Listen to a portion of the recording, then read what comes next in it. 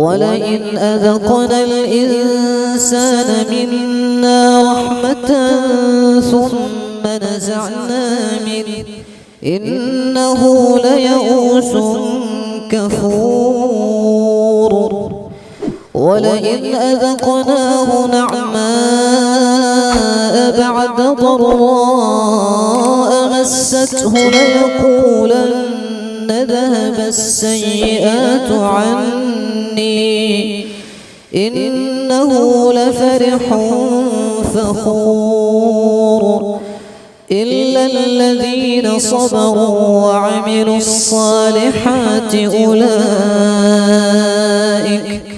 أولئك لهم مغفرة وأجر كبير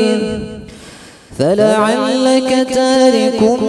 بعض ما يوحى إليك وضائق به صدرك أن يقولوا لولا أنزل عليه كنز أو جاء معه ملك إنما أنت نذير والله على كل شيء وكيل أم يقولون افتراه قل فأتوا بعشر سور مثله مفتريات ودعوا من استطعتم من دون الله إن كنتم صادقين فإن لم يستجيبوا لكم فاعلموا أنما أنزل بعلم الله وأن لا إله إلا هو فهل أنتم مسلمون من كان يريد الحياة الدنيا وزينتها نوفي إليهم أعمالهم فيها وهم فيها لا يبخسون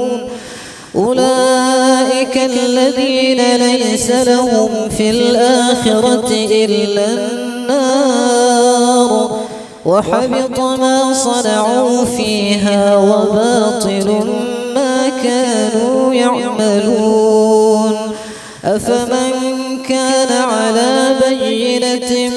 من ربه ويتلوه شاهد منه ومن